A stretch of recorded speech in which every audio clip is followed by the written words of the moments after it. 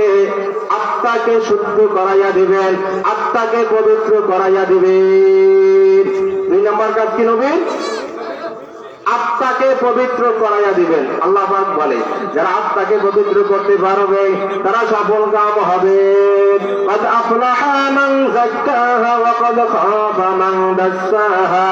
যারা আত্মাকে পবিত্র করবে, আত্মাকে শুদ্ধ করবে, তারা সফল কাম হবে, তারা জান্নাতে যাবে। যারা আত্মাকে পবিত্র করতে পারবে না তারা সফল কাম হবে না, তারা ক্ষতিগ্রস্ত হবে, তারা জাহান্নামে যাবে। তাহলে আল্লাহ পাক বলে নবী আপনার 2 নম্বর কাজ হলো আপনার উম্মতদেরকে আত্মাকে পবিত্র করাইয়া দিবেন। আল্লাহ 3 নম্বর কাজ ويزكيهم ويعلمهم الكتاب والحكمة। নবী আপনি কিতাবের তালিম দিবেন, কিতাবের নসিহত করবেন, মানুষকে দাওয়াত দিবেন। আল্লাহ 4 নম্বর কাজ নবী আপনি মানুষকে সুন্নাত শিক্ষা দিবেন, মানুষকে সুন্নাত শিক্ষা দেবেন। এটা আপনার মৌলিক কাজ, এর আনুষঙ্গিক অনেক ব্যাখ্যা বিশ্লেষণ আছে। তাহলে 1 নম্বর পাইলাম কি আল্লাহ পাক নবীকে কি বলেছেন? নবী আপনি মানুষকে আয়াত শোনাবেন। 2 নম্বর মানুষের অন্তরকে পরিশুদ্ধ করবেন, মানুষ যেন গুনাহ কাজ থেকে ফিরে, যাতে মানুষ নেক কাজ করে, যাতে মানুষ গুনাহ থেকে দূরে থাকে। যদি আপনি আপনার অন্তর অপবিত্র থাকে, গুনাহ থাকে, নবীজির প্রতি ভালোবাসা না থাকে, তাহলে আপনি সফল কাম হতে পারবেন না, সফল কাম হতে পারবো না। নবীজিকে সবচাইতে বেশি ভালোবাসতে হবে, নবীজির সুন্নাতকে মুহাব্বত করতে হবে। নবীজি বলে, আমি যে হাদিস তেলাওয়াত করছিলাম, মান আহাব্বা সুন্নতি ফাকাদ আহাব্বানি ওয়া মান আহাব্বানি কানা মাই ফিল জান্নাহ। নবী বলে, দুনিয়ার মানুষ যদি তোমরা আমি নবীকে ভালোবাসতে চাও তাহলে আমি রাসূলের সুন্নাতকে মুহাব্বত করো। এই সুন্নাতকে মুহাব্বত করতে পারো, আমি নবীজিকে ভালোবাসতে পারবা। যদি নবীর সুন্নাতকে মুহাব্বত না করো তাহলে আমি রাসূলকে ভালোবাসা হবে না, রাসূলকে ভালোবাসা হবে না। তুমি একজন মুমিন, তুমি একজন মুসলমান, তোমার যদি সুন্নাত না থাকে, মুখে দাড়ি না থাকে, গায়ে লম্বা জামা না থাকে, মাথায় টুপি না থাকে, তুমি রাসূলের পরিপূর্ণ আশিক হতে পারবা না, রাসূলের আশিক হওয়া যাবে না। আল্লাহ পাক বলে, কুল ইন কুনতুম তুহিব্বুনাল্লাহ ফাত্তাবিউনি ইউহিব্বুকুমুল্লাহ ওয়া ইয়াগফির লাকুম যুনুবাকুম আল্লাহু গফুরুর রহিম।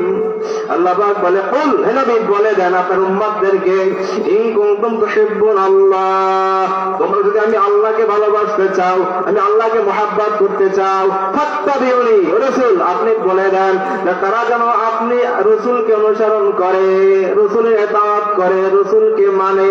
ফাত্তাবিউনি ইউহিব্বুকুমুল্লাহ, তাহলে যদি আপনি রাসূলকে মানে তাহলে আমি আল্লাহকে মানা হবে। যদি আপনি রাসূলকে না মানে আমি আল্লাহকে মানা হবে না। ওই একটা ঘটনা আজকে মাহফিলে প্রধান অতিথি তাওকুলি পীর সাহেব হুজুর তিনি প্রায় সময় বলেন, ভারতবর্ষের ঘটনা। এক হিন্দু ব্রাহ্মণ নাস্তিক রাসূলকে গালি দেয়, রাসূলের বিরুদ্ধে একটা বই লিখছেন, ওখানে অনেক রাসূলকে খারাপ খারাপ ভাষায় ওখানে রাসূলের বিরুদ্ধে কথা বলছেন।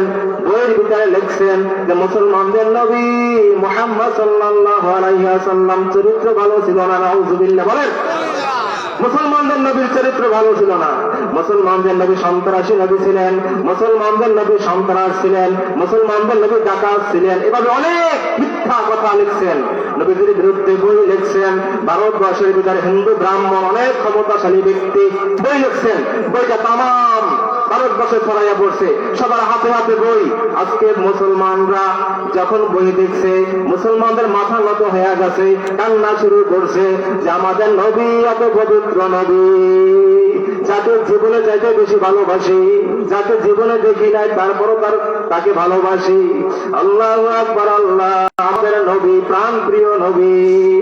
আল্লাহ সেই নবীর বিরুদ্ধে এত খারাপ খারাপ কথা লিখছে, মন ভালো লাগে না। সব মুসলমানরা অস্থির। আমরা ভারতবর্ষের সংখ্যালঘু মুসলমান, আমাদের শক্তি নাই, অস্ত্র নাই, কামান নাই, আল্লাহ হিন্দুর সঙ্গে মোকাবেলা করার মতো আমাদের সমর্থন নাই, আমরা দুর্বল। কি করব? সব মুসলমানরা চিন্তিত, পরেশান। আল্লাহু আকবার, আল্লাহ। এক এক যুবক, কিতাবে আসে এক যুবক বয়স হলো 20 থেকে 21 বছর বয়স, বাবা নাই, এতিম, মানুষের বাড়ি কাজ করে, মা শুধু আছে।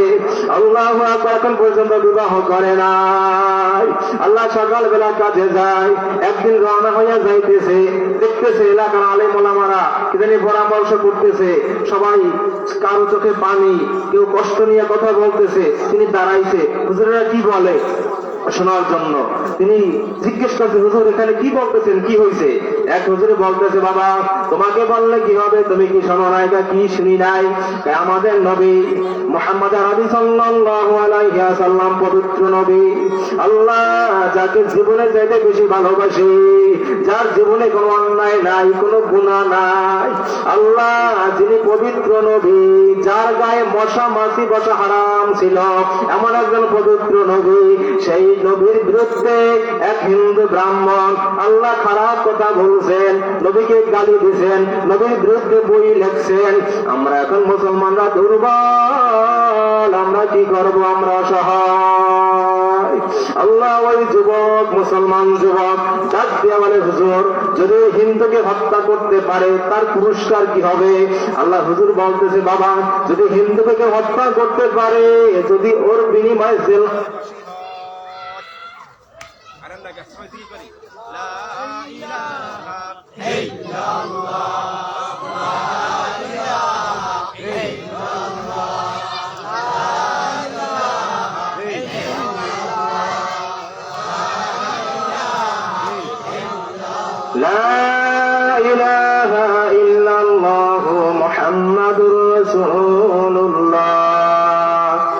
যদি হুজুর ওই হিন্দুকে হত্যা করতে পারে তার পুরস্কার কি হবে?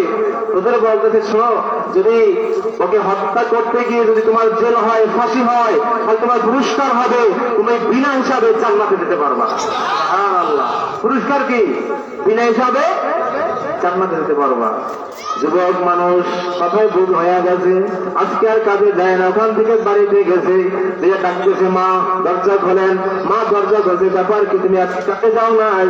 ঘর থেকে তো বের হয়েছিলাম। বলে, মা আজকে কাজে যাব না, তোমার সাথে একটা পরামর্শ করার জন্য আসছি। কি পরামর্শ? বলে, মা আমাদের নবীকে জানো? হ্যাঁ, আমাদের নবী তো শেষ নবী। আল্লাহু আকবার, আল্লাহ নবীকে ভালোবাসো? হ্যাঁ, জীবনে চাইতে বেশি ভালোবাসি। বলে, মা আমাদের নবীর কোনো অপরাধ ছিল, কোনো দোষ ছিল? বলে, না, আমার নবীর কোনো দোষ নাই, কোনো অপরাধ নাই। আল্লাহু আকবার, নবী হলো পবিত্র নবী। বলে, মা তুমি সংশয় কি? এক হিন্দু ব্রাহ্মণ আমাকে ভারতবর্ষে এক হিন্দু নবীজিকে গালি দিয়েছে, নবীজির বিরুদ্ধে বই লিখছে, আল্লাহ ওখানে নবীজির বিরুদ্ধে অনেক খারাপ খারাপ কথা বলছে। আল্লাহ আমাদের আলেম ওলামারা সবাই চুপ হয়ে গেছে, সবাই কান্না করতেছে। এই জালেমের বিরুদ্ধে কেমনে মোকাবেলা করবে? আল্লাহ জালেমের বিচার কি করবে? সবাই চুপ হয়ে গেছে। মা আমি শপথ নিয়ে আসছি, আল্লাহু আকবার, আল্লাহ আমি হিন্দুকে হত্যা করব। আল্লাহ মা তুমি চিন্তা করবা না, আমি যদি হত্যা করি, আল্লাহ আমি একজন রাসূলের খাঁটি উম্মত হতে পারবো।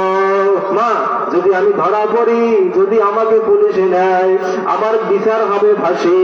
মা যদি আমি ফাঁসি হয়, আমি হব একজন শহীদ।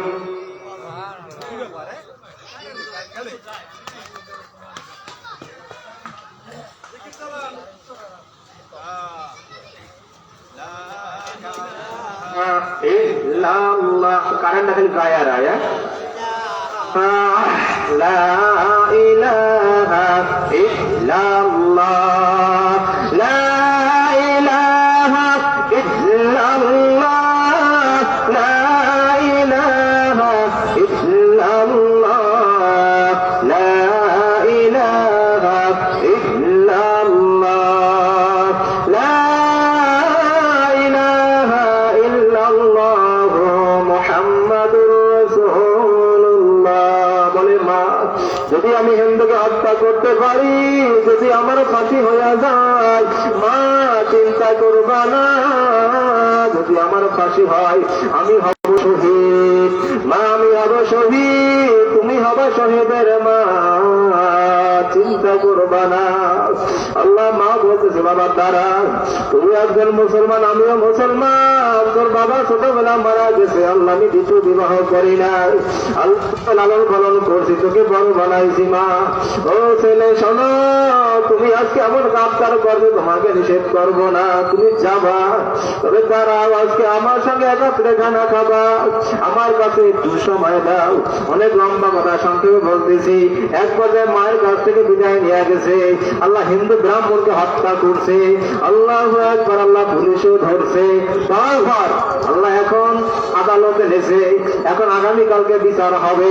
তাম ভারতবর্ষে খবর ছড়াইয়া পড়ছে যে রসুলকে এক হিন্দু ব্রাহ্মণ গালি দিছে, আল্লাহ তাকে এক মুসলমান যুবক ওই হিন্দু ব্রাহ্মণকে হত্যা করছে, এখন তিনি অ্যারেস্ট হয়ে গেছে, এখন তার কোর্টে তার বিচার হবে, তার ফয়সালা হবে, তার নিশ্চয়ই ফাঁসি হবে, সবখানে খবর হয়ে গেছে। আল্লাহ ওই সময় সবাই ঘটনা জানেন। আমাদের বাংলাদেশে তখন তো দেশ ভাগ হয় নাই, আল্লাহ বরিশাল শেরে বাংলাকে ফজলুল হক আর একজন ব্যারিস্টার হোসেন সরওয়ার্দী, দুইজন বিচারক, তারা উকিল ছিলেন। আল্লাহ তারা যখন সংবাদ পাইলেন, তারা চিন্তা করতেছে, আল্লাহ একজন রসুলের সৈনিক, রসুলের খাঁটি উম্মত, আজকে বিনা অপরাধে বিনা দোষে আজকে ফাঁসি হবে। আমরা তো সারা জীবনই মানুষের উপকার করি, ওকালতি করি, আজকে যুবক, গরিব যুবক কিন্তু এমন এক কাজ করছে, আমাদের মুসলমানদের মাথা উঁচু করিয়া দিছে, মুসলমানদের সম্মান বাড়াইয়া দিছে। আজকে নিজ ইচ্ছায় নিজ উদ্যোগে এই যুবকের পক্ষে আমরা ওকালতি করব। সুবহানাল্লাহ। দুইজন ব্যারিস্টার ভারতবর্ষে চলে গেলেন। আল্লাহ এক পর্যায়ে গিয়ে ওই যুবকের সঙ্গে সাক্ষাৎ করলেন। যুবককে বলতেছে, যুবক, আমাকে দুইজনের অনেক সুনাম আছে, নাম আছে, যদি আমরা কোনো মামলা হাতে নেই, ওই মামলা নিশ্চিত আমরা জিতে যাই। তুমি এমন এক কাজ করছো, আমাকে মুসলমানদের সম্মান উঁচু করছো, মুসলমানকে মাথা বড় করছো, আমাকে সমাজের গ্রহণযোগ্যতা বাড়াইয়া দিছো। যুবক, আমরা তোমাকে আইনের ফাঁক দিয়ে তোমাকে বের করতে পারবো, তোমার ফাঁসি হবে না। যুবক, তোমার একটু কৌশল করতে হবে, তোমাকে যখন কোঠে উঠা হবে, আমরা তখন বলবো, এই যুবক একটু মাঝে মাঝে মাথা ঠিক থাকে না, ব্রেনটা আউল হয়ে যায়। তুমি বলবা, হ্যাঁ ঠিক আছে, আমার ব্রেন মাঝে মাঝে আউল হয়ে যায়, এই কথাটা বলবা। যদি বলতে পারো, তাহলে তোমাকে আইনের ফাঁক দিয়ে বের করা যাবে। যুবক বলতেছে, ও ব্যারিস্টার, আমি মিথ্যা কথা বলবো না, আমি একজন রসুলের উম্মত, আমি রসুলকে ভালোবাসি, রসুলের দুশ্মনকে সজ্ঞানে নিজ ইচ্ছায় হত্যা করছি, মিথ্যা বলতে পারবো না। কি জবাব দিলেন? মিথ্যা বলতে পারবো না, আমি রসুলের দুশ্মনকে নিজ ইচ্ছায় হত্যা করছি, আমি একজন গর্বিত। এখন ব্যারিস্টার ফেল হয়ে গেল, না এর দ্বারা সম্ভব না, তাহলে এর আছে কে? এর মা আছে, মার কাছে চলো। মার কাছে গেছে, যে পরিচয় দিতে বলতেছে, মা তোমার ছেলে যে কাজ করছে, আমাকে ভারতবর্ষে মুসলমানকে মাথা উঁচু করছে, আমাকে সুনাম হয়েছে, এখন আমরা চাই তোমার ছেলে একজন মুজাহিদ, এ যদি জেল থাকে, এর দ্বারা ইসলামের অনেক উপকার হবে, ইসলামের কাজ হবে, এত সকালে ওর ফাঁসি হোক, এটা আমরা চাই না। আমরা ওরে বের করতে পারি, তবে একটু কৌশল করতে হবে। তুমি বলবা, আমার ছেলে মাঝে মাঝে পাগল হইয়া যায়, এই কথাটা বলবা। যদি বলতে পারো, তোমার ছেলে মুক্ত হবে। মা বলতেছে, না আমি মিথ্যা বলতে পারবো না, আমার ছেলে নিজ ইচ্ছায় সজ্ঞানে রসুলের দুশ্মনকে হত্যা করছে, মিথ্যা বলবো না। আল্লাহু আকবার। আল্লাহ এখন কি করবে? ফাঁসি হয়েই যাবে। আল্লাহ এখন মায়ের আনছে কোটে। আল্লাহ যখন জেলখানায় নিয়ে গেছে, মা দেখতেছে সন্তানের পায়ে বেরি, হাতে বেরি। আল্লাহ আল্লাহ, মা দেখা কান্না করতেছে। যুবক ডাক বলে, মা কাঁদবা না, তোমার কোন সুসংবাদ আছে? কি জানো আজকে জেলখানায় কি আসছে? কে আসছে?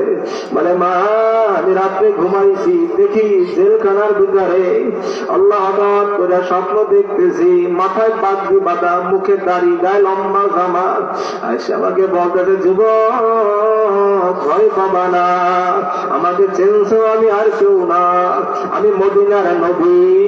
আল্লাহ তোমাকে যখন আগামীকালকে ফাঁসি দেবে, আমি তোমাকে মদিনা নিয়ে যাব। আল্লাহু আকবার। আল্লাহ রাসূলের উম্মত কেমন, রাসূলের ভালোবাসা কেমন ছিল।